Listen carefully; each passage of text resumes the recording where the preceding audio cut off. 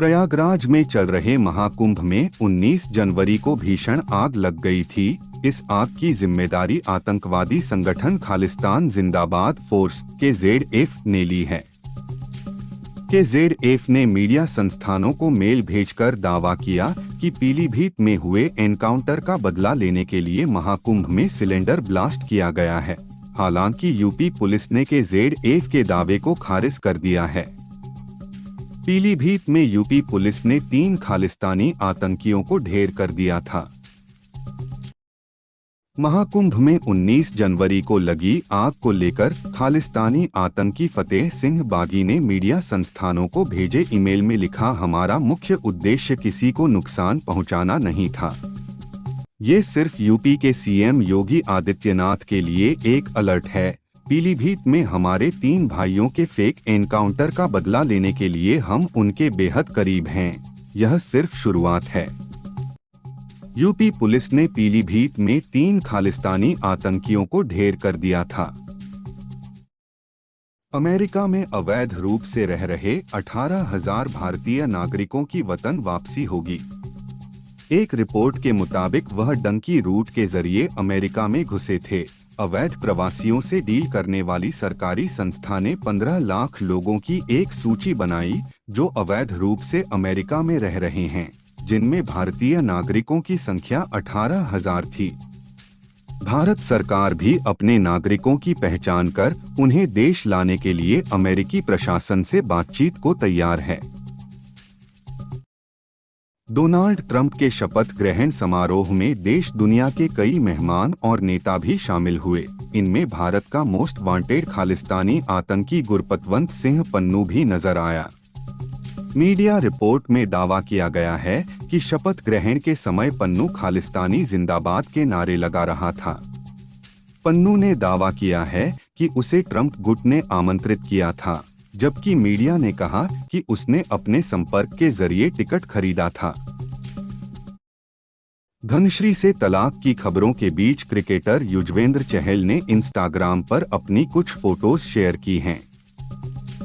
उन्होंने कैप्शन लिखा, सच्चा प्यार दुर्लभ है, हाय मेरा नाम दुर्लभ है। उनके इस पोस्ट पर नेटिजन्स अलग अलग तरह के रिएक्शन दे रहे हैं। एक यूजर ने लिखा, आप इतिहास रचने के लिए पैदा हुए हैं, एक लड़की के लिए मत रोइए। बीते कई दिनों से ये कपल साथ में नहीं दिखा है और दोनों ने एक दूसरे से कोई बात भी नहीं की है। एक्टर सैफ अली खान पर हमला मामले में बड़ा एक्शन हुआ है। केस की जांच कर रहे इन्वेस्टिगेशन ऑफिसर को बदल दिया गया है। पुलिस निरीक्षक सुदर्शन गायकवाड़ से ये केस दूसरे पुलिस अधिकारी को ट्रांसफर कर दिया गया है। हालांकि इस बदलाव का कारण अभी तक साफ नहीं है। इधर सैफ के घर में उनके बेटे जहांगीर के कमरे से आरोपी का नकाब मिला है। पुलिस ने घर से मिले फिंगरप्रिंट और शहजाद के बालों को DNA टेस्ट के लिए भेजा है। संभल में धार्मिक जुलूस में ड्यूटी के दौरान गदा लेकर चलने वाले यूपी पुलिस के DSP अनुज चौधरी के खिलाफ मानवाधिकार आयोग ने कार्रवाई के आदेश दिए हैं। यूपी के मानवाधिकार आयोग ने बरेली जोन के ADG को 8 हफ्ते में कार्रवाई करने को कहा है। DSP के खिलाफ पहले ही विभागीय जांच चल रही है। अनुज चौधरी के खिलाफ इलाहाबाद हाई कोर्ट के वकील डॉक्टर गजेंद्र सिंह यादव ने राज्य मानवाधिकार आयोग में शिकायत की थी। महाकुंभ में अपने तीखे नैन नक्श के कारण फेमस हुई इंदौर की मोनालिसा और उसके परिवार पर हमला हुआ है। मोनालिसा के मुताबिक कुछ लोग उनके टेंट में घुस आए और उनके साथ फोटो खिंचाने की जिद करने लगे। मोनालिसा का आरोप है कि पिता और भाई ने जब उन लोगों को रोकने की कोशिश की तो उन्होंने हमला कर दिया और 9 लोगों ने मिलकर उसके भाई को पीटा। महाकुंभ में आग लगने की जिम्मेदारी लेने वाला खालिस्तानी आतंकी संगठन KZF का सदस्य फतेह सिंह बागी पंजाब के तरनतारन का रहने वाला है। पीलीभीत एनकाउंटर में ढेर किए गए 3 खालिस्तानियों का बागी ही हैंडलर था। उसके पिता, दादा और भाई सेना में थे। परिजन के मुताबिक जगजीत 10 साल से विदेश में रह रहा है। वह पढ़ाई के लिए यूके गया था, जहां 8 साल पहले उसने दूसरी जाति में शादी कर ली, जिसके चलते उसे बेदखल कर दिया गया। बांग्लादेश की अंतरिम सरकार के कानूनी मामलों के सलाहकार आसिफ नजरुल ने कहा, अगर भारत शेख हसीना को वापस भेजने से इनकार करता है तो यह बांग्लादेश और भारत के बीच प्रत्यर्पण संधि का उल्लंघन होगा। हम वह सब कुछ कर रहे हैं जो हम कर सकते हैं। सरकार शेख हसीना को वापस लाने के लिए सभी प्रयास जारी रखेगी। अगर जरूरी हुआ तो अंतर्राष्ट्रीय समर्थन मांगा जाएगा। बांग्लादेश में तख्तापलट के बाद से हसीना भारत में हैं। सचिन के प्यार में पाकिस्तान से भारत आई सीमा हैदर ने अपने पूर्व पति गुलाम हैदर पर भड़ास निकाली है। सीमा ने कहा, गुलाम सोशल मीडिया पर बहुत धमकाते हैं, गंदी गंदी गालियां देते हैं, सोशल मीडिया पर सरेआम धमकी देते हैं, अलग अलग तरह के इल्जाम लगाते हैं, बच्चों पर भी आरोप लगाते हैं। गुलाम का काम है गंदगी फैलाना, क्योंकि वो जिहादी हैं। मैं सनातन धर्म में हूँ और खुश हूँ। केबीसी के 25 साल पूरे होने पर अमिताभ बच्चन ने इसकी शुरुआत पर बात की। उन्होंने कहा, मैंने जब परिवार को बताया कि मैं टीवी पर आने वाला हूं तो लोगों ने कहा कि तुम बड़ी गलती कर रहे हो। लोग तुम्हें 70 mm के पर्दे पर देखते हैं और अब वे तुम्हें टीवी पर देखेंगे तो तुम्हारा कद घटेगा। मैंने जब शो शुरू किया तो दिल की धड़कनें बढ़ी हुई थीं और पैर कांप रहे थे, लेकिन आज 25 साल हो गए और मैं इस कुर्सी पर बैठा हुआ हूँ। आप संयोजक अरविंद केजरीवाल ने प्रवेश वर्मा के बयान पर पलटवार किया है।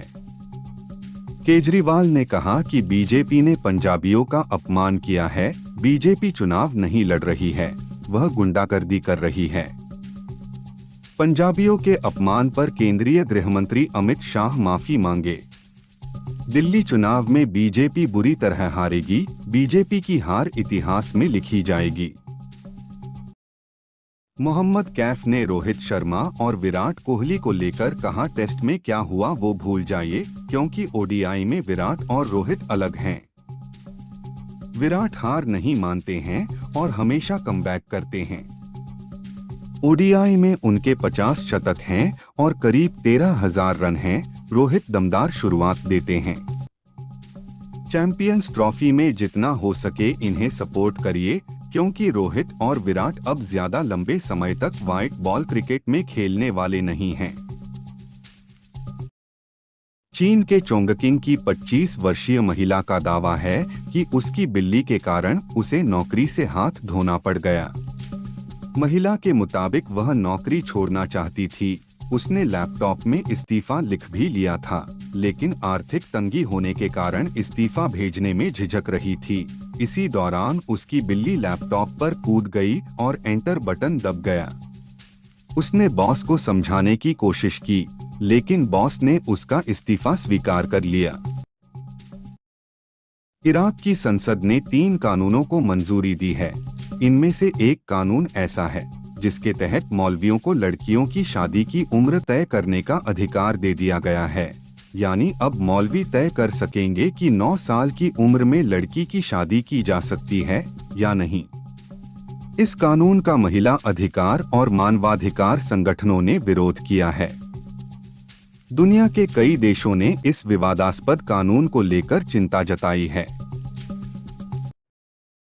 महाकुंभ में आए आईटी बाबा के नाम से फेमस हुए अभय सिंह ने उत्तर प्रदेश के मुख्यमंत्री योगी आदित्यनाथ और प्रधानमंत्री नरेंद्र मोदी को लेकर भविष्यवाणी की है। उन्होंने कहा, आने वाले समय में योगी आदित्यनाथ देश के प्रधानमंत्री बनेंगे और नरेंद्र मोदी को राष्ट्रपति बनाया जाएगा। इसके साथ ही बाबा ने विश्व युद्ध को लेकर भी भविष्यवाणी करते हुए कहा कि 2025 के अंत तक वर्ल्ड वार होगा। इजराइल ने लेबनान में हिजबुल्लाह के टॉप लीडर मोहम्मद अली हमादी को ढेर कर दिया है। मीडिया रिपोर्ट्स के मुताबिक लेबनान के बेक्का जिले में हमादी को उसके घर के सामने ही उड़ा दिया गया। इजराइल और हमास के बीच युद्ध विराम हो गया है। इधर इजरायली डिफेंस फोर्स लेबनान स्थित आतंकी संगठन हिजबुल्लाह पर लगातार हमले कर रही है। पीएम मोदी दिल्ली विधानसभा चुनाव के मद्देनजर कार्यकर्ताओं से सीधा संवाद कर रहे हैं। उन्होंने कहा कि दिल्ली की जनता आम आदमी पार्टी की फरेब से उब चुकी है। आपदा वाले लोग रोज नई घोषणा करते हैं। जनता आपदा का खेल समझ रही है। दिल्ली की सरकार ने बीते 11 सालों में कभी भी गरीब जनता की सुध नहीं ली है। सैफ अली खान पर हमले के बाद उनकी प्राइवेट सुरक्षा बढ़ा दी गई है। अब एक्टर रोनित रॉय उनके सिक्योरिटी इंचार्ज होंगे। दरअसल 59 साल के रोनित मुंबई में अपनी सुरक्षा एजेंसी चलाते हैं, जो अब सैफ अली खान की सुरक्षा में तैनात रहेगी। रोनित ने सैफ के घर के बाहर की सुरक्षा व्यवस्था का भी जायजा लिया है। 15-16 जनवरी की दरमियानी रात चोर ने सैफ अली खान पर चाकू से हमला कर दिया था।